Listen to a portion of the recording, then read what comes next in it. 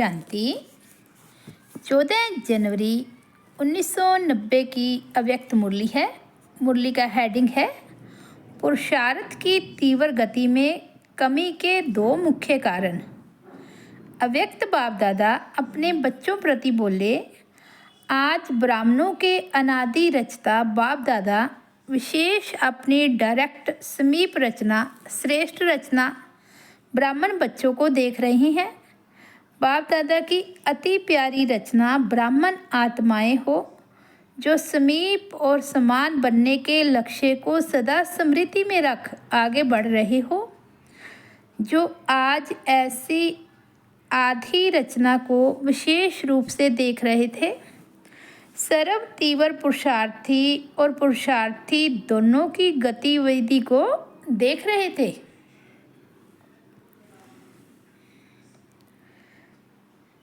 दो प्रकार के बाबा कहते, पढ़ाई, पालना और प्राप्ति सबको एक जैसी एक द्वारा मिल रही है, फिर गति में अंतर क्यों? तीव्र पुरुषार्थी अर्थात फर्स्ट डिवीज़न वाले और पुरुषार्थी अर्थात सेकंड डिवीज़न में पास होने वाले। आज विशेष सभी का चार्ट चेक किया। कारण बहुत हैं, लेकिन विशेष दो कारण हैं। चाहना सबकी फर्स्ट डिवीज़न की है, सेकंड डिवीज़न में आना कोई नहीं चाहता, लेकिन लक्ष्य और लक्षण दोनों में अंतर पड़ जाता है। विशेष दो कारण क्या देखें? एक, संकल्प शक्ति जो सबसे श्रेष्ठ शक्ति है, उसको यथार्थ रीति स्वयं प्रति व सेवा प्रति समय प्रमाण कार्य में लगाने की यथार्थ रीति नहीं है। दूसरा कारण, वाणी की शक्ति को यथार्थ रीति समर्थ रीति से कार्य में लगाने की कमी। इन दोनों में कमी का कारण है यूज़ की बजाय लूज़। शब्दों में अंतर थोड़ा है, लेकिन परिणाम में बहुत अंतर पड़ जाता है। बाप दादा ने सिर्फ 3-4 दिन की रिज़ल्ट देखी, टोटल रिज़ल्ट नहीं देखी। हर एक की 3-4 दिन की रिज़ल्ट में क्या देखा? 50% अर्थात आधा आधा संकल्प और बोल में दोनों शक्तियों के जमा का खाता 50% आत्माओं का ठीक था, लेकिन बिल्कुल ठीक नहीं कह रहे हैं। और 50% आत्माएं जमा का खाता 40% और व्यर्थ का सुधारण का खाता 60% देखा। तो सोचो, जमा कितना हुआ? ज़्यादा वज़न किसका हुआ? इसमें भी वाचा के कारण मनसा पर प्रभाव पड़ता है। मनसा वाचा को भी अपनी तरफ खींचती है। आज बाप दादा वाणी अर्थात बोल की तरफ विशेष अटेंशन दिला रही हैं, क्योंकि बोल का संबंध अपने साथ भी है और सर्व के साथ भी है। और देखा क्या? मनसा द्वारा याद में रहना है, उसके लिए फिर भी बीच बीच में प्रोग्राम रखते हैं, लेकिन बोल के लिए अलबेलापन ज़्यादा है। इसलिए बाप दादा इस पर विशेष अंडरलाइन करा रही हैं। 2 वर्ष पहले बाप दादा ने विशेष पुरुषार्थ में सेवा में आगे बढ़ने वाले महारथी आत्माओं को और सभी को 3 बातें बोल के लिए कही थी। कम बोलो, धीरे बोलो और मधुर बोलो। व्यर्थ बोलने की निशानी है वह ज़्यादा बोलेगा। मजबूरी से समय प्रमाण, संगठन प्रमाण अपने को कंट्रोल करेगा, लेकिन अंदर ऐसा महसूस करेगा जैसे कोई ने शांति में चुप रहने के लिए बांधा है। व्यर्थ बोल बड़े ते बड़ा नुकसान क्या करता है? एक तो शारीरिक एनर्जी समाप्त होती, क्योंकि खर्च होता है, और दूसरा समय व्यर्थ जाता है। व्यर्थ बोलने वाले की आदत क्या होगी? छोटी सी बात को बहुत लंबा चौड़ा करेगा और बात करने का तरीका कथा मुआफिक होगा। जैसे रामायण महाभारत की कथा इंटरेस्ट से सुनाते हैं ना, खुद भी रुचि से बोलेगा, दूसरे को भी रुचि पैदा करेगा, दूसरे की भी उसमें रुचि पैदा करेगा। लेकिन रिजल्ट क्या होती? रामायण महाभारत की रिजल्ट क्या है? राम वनवास गया और कौरवों और पांडवों की युद्ध हुई। जैसे दिखाते हैं, सार कुछ भी नहीं, लेकिन साज बहुत रमणीक होता है। इसको कहती हैं कथा। व्यर्थ बोलने वाले माया के प्रभाव के कारण जो कमज़ोर आत्मा है, उन्हों को सुनने और सुनाने के साथी बहुत जल्दी बनाते हैं। ऐसी आत्मा एकांत प्रिय हो नहीं सकती, इसलिए वह साथी बनाने में बहुत होशियार होगा।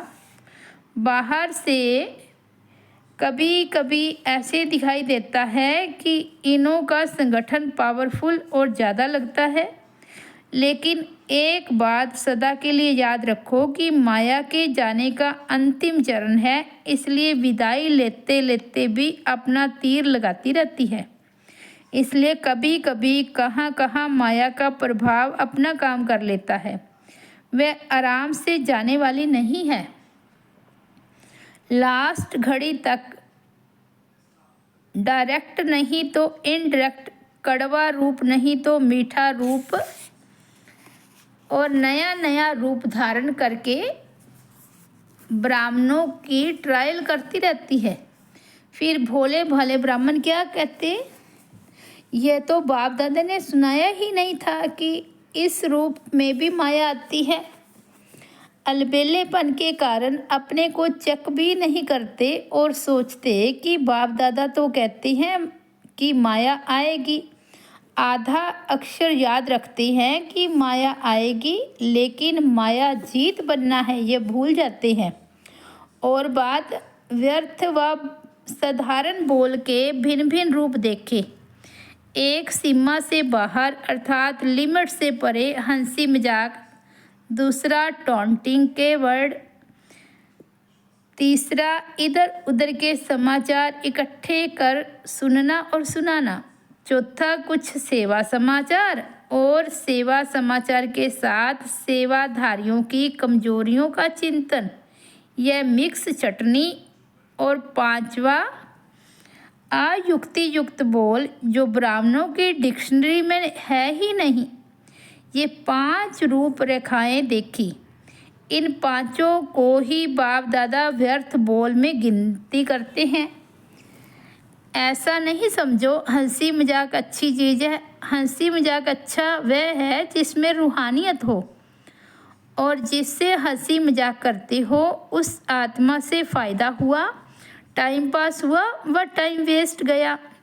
रमणीकता का गुण अच्छा माना जाता है, लेकिन व्यक्ति, समय, संगठन, स्थान, वायुमंडल के प्रमाण रमणीकता अच्छी लगती है।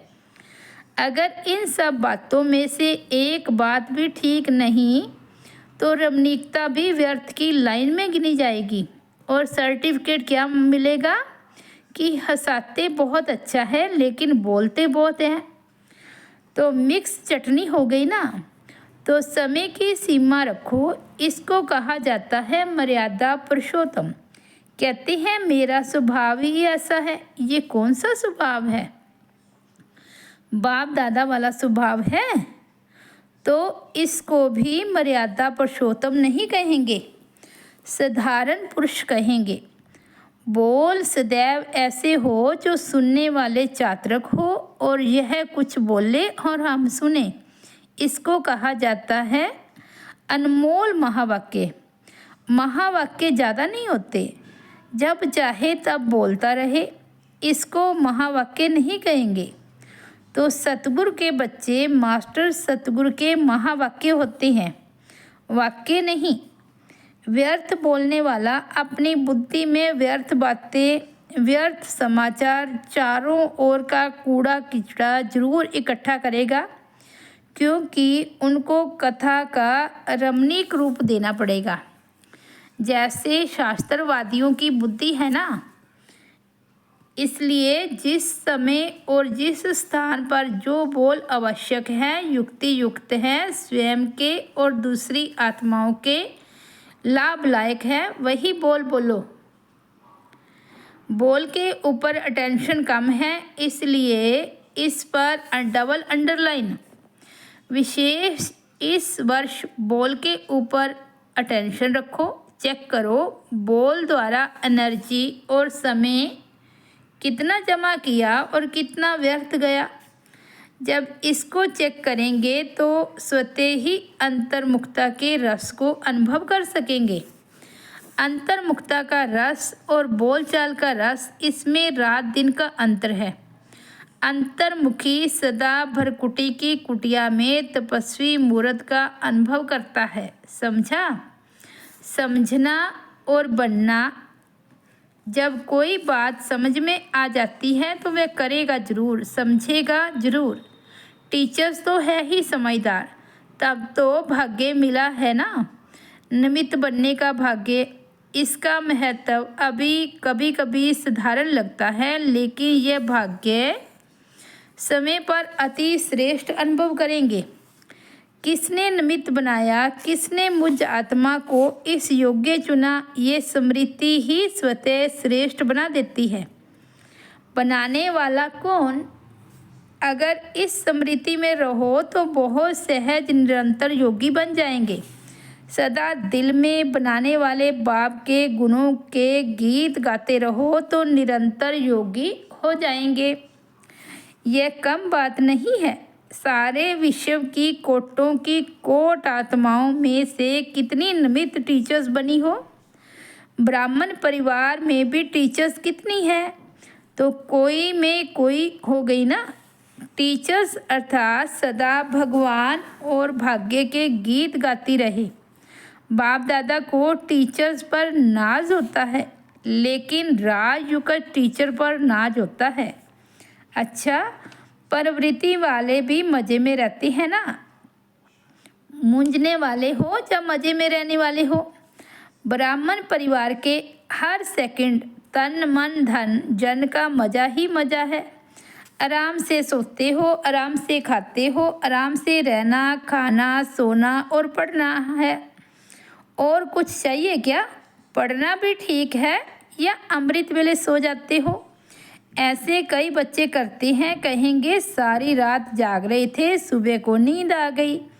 या एक सेवा करेंगे तो अमृत वेले को छोड़ देंगे, तो मज़ा क्या हुआ? एक्स्ट्रा जमा तो हुआ ही नहीं।